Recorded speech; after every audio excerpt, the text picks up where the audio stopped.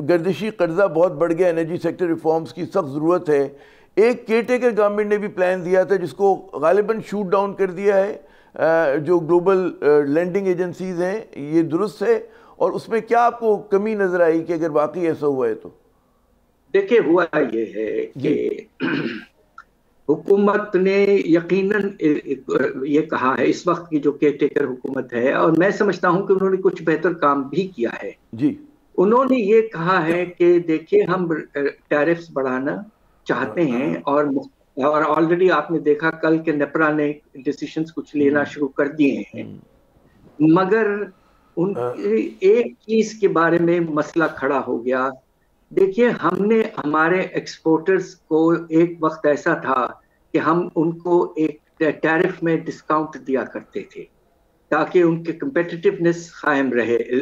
اب پوزیشن یہ ہے کہ پچھلے ایک سال سے بجلی اور گیس کی نرخوں میں اتنا زیادہ اضافہ ہوا ہے کہ ہمارا جو آپ کو حیرت ہوگی، ہمارا بجلی کا جو نرخ ہے اس وقت وہ بنگلہ دیش کے نرخ سے تقریباً 2 سے 2.5 گنا ہے.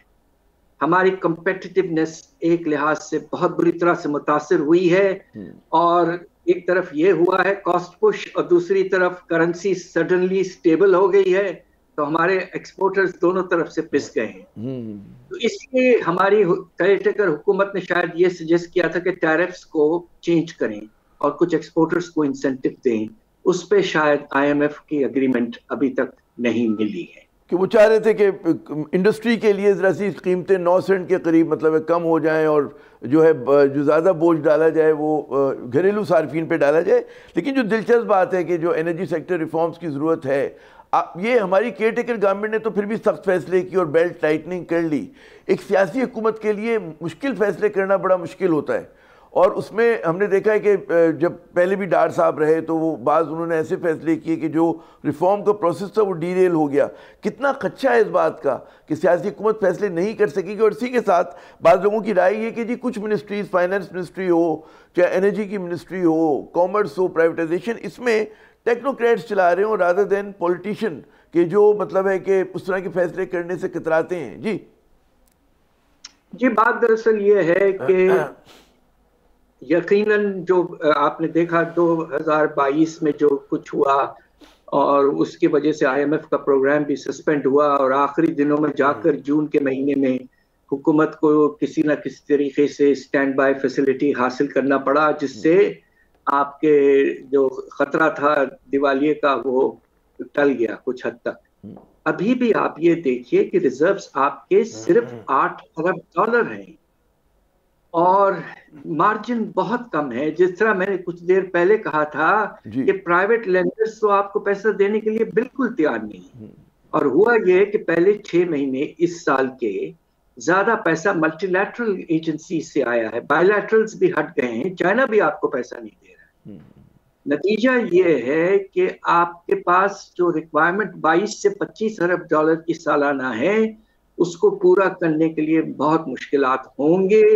اور اس وقت میری اپنی ناچیز رائے یہ ہے کہ ایک ایسا آپ کاؤنسل بنائیں جس میں آپ کسی نہ کسی طریقے سے مختلف میکنزمز کو اڈاپٹ کر کے تیزی سے کنسنسس بلڈنگ اور چارٹر آف دی اکانومی کی طرف آگے بڑھنے. بڑا ہم آپ نے نقطہ اٹھایا کہ جب تک سیاسی ایک استحکام نہیں ہوگا، ایک اتفاق رائے نہیں ہوگا، آگے نہیں بڑھ سکتے. آپ نے زر مبادلہ کے ذخائر کی بات کی.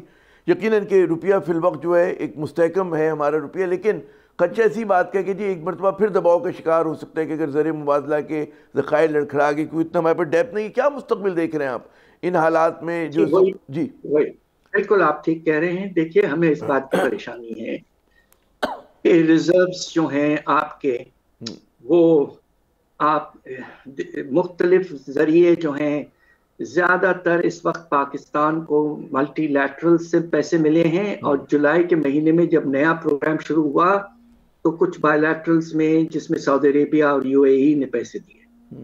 مگر اب یہ ہو رہا ہے کہ جو ملٹی لیٹرل ایجنسیز ہیں وہ تو اپنا سلسلہ جاری رکھتے ہیں، کنسیشنل کریڈٹ ہے، پروگرام ہیں، پروجیکٹس ہیں، مگر جو آپ کے پرائیویٹ لینڈرز ہیں اور آپ کے بائی لیٹرلز جو ہیں وہ آہستہ آہستہ پیچھے جا چکے، اور آپ کے ضروریات بہت بڑھ گئے ہیں. تو آپ کو اپنا تجارتی خسارہ بہت کم کرنا ہے، کسی نہ کسی طریقے سے آپ کو اپنے ریمیٹنسز کو بڑھانا ہے. اس کے لیے بہت سے میجر ڈیسیشنز کی ضرورت ہے، خاص طور پہ تجارتی خسارے کو کم کرنے کے لیے. اس کو حاصل کرنے کے لیے بہت سے آپ کو نئے ایریاز میں جانا پڑے گا، ریفارمز کرنے پڑیں گے. سبسکرائب کریں اور بیل دبائیں تاکہ کوئی خبر رہ نہ جائے.